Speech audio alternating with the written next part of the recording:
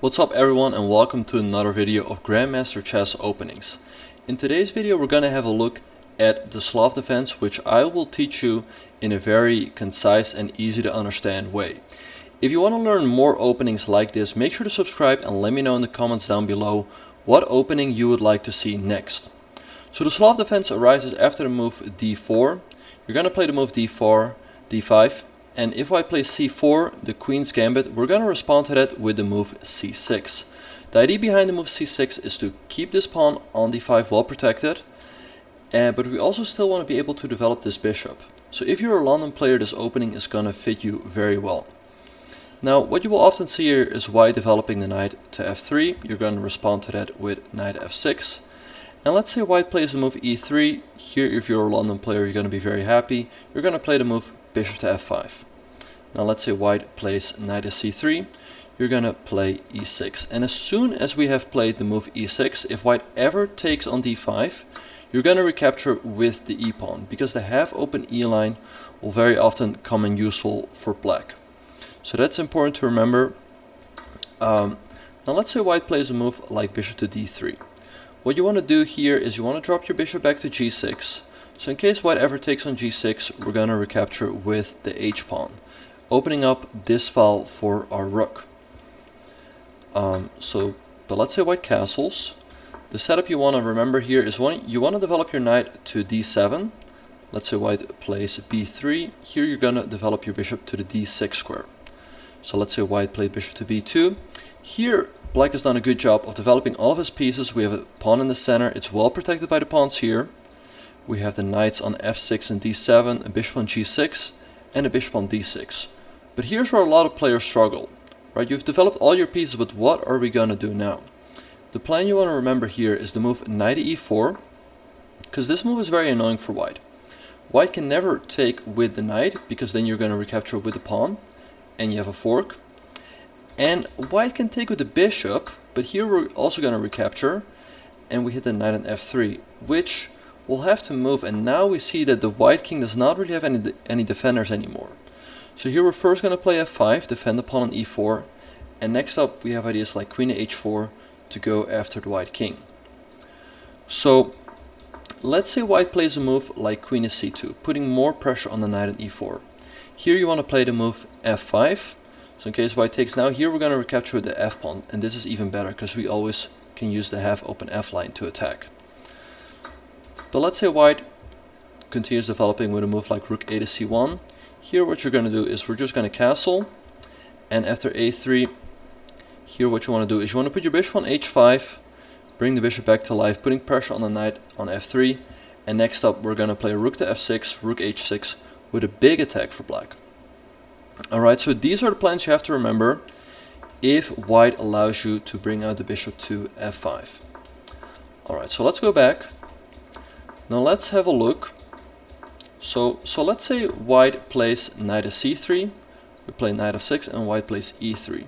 Here you can also play the move bishop f5, and very likely things will transpose. Let's say white goes knight f3, we're going to play e6 with a position we've already seen before. Alright, now let's have a look at what we should do if white plays the exchange Slav. Not the most exciting line, but it's very important to know what to do here anyway. So we're going to recapture with the c-pawn, and notice that now the c6 square has opened up for our knight. So let's say white plays knight to f3, we're going to play knight to f6. Let's say white plays knight c3, we're going to play knight to c6. And if white plays bishop to f4, we're going to play bishop f5. And let's say white plays e3, we continue with e6. All very solid. Next up we're going to develop the bishop to e7 or to d6. We're going to castle, and black doesn't really have much to worry about. We have solid development, all our pieces are active. It's just important to remember that you never want to play the move e6, because now your bishop on c8 is going to be passive. Once again, that's the main idea of the Slav. We want to bring out this bishop to f5.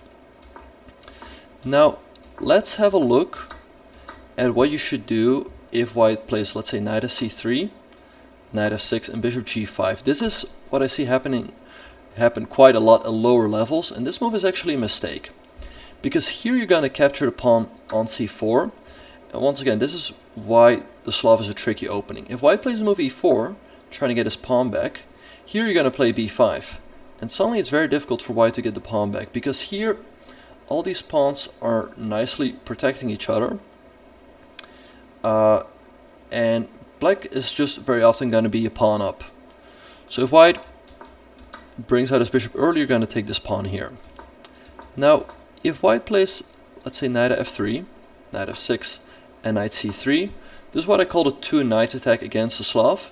Here, I would not recommend the move bishop to f5, because if you play bishop f5, white can take on d5, and if you recapture, white's going to play queen of b3, hitting the pawn on b7, and we do not have a comfortable way of defending this pawn, because if we play a move like, let's say, queen of c7, this pawn on d5 is now hanging. So you can try getting away with the move bishop to f5, but the higher you get, you will see more and more players playing c takes d5 and queen of b3. But I guess it's up to you to see how far you can get with this move. But the move I would recommend is, once again, the move d takes c4, because you will see a lot of players go here e4 with white, which you're going to respond to with the move b5, once again creating this pawn clump on the queen side, and it's very difficult for white to get the pawn back. If white plays a move like bishop to e2, white is a nice center, but we're a pawn up.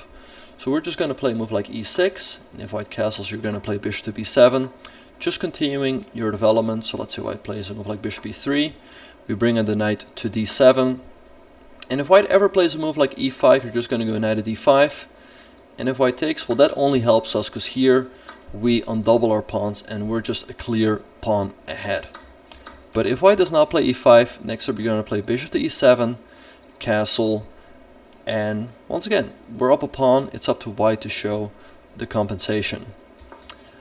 So yeah, that is really all you have to know in the Slav system, in the Slav defense. Once again, very often you want to bring out your bishop to f5.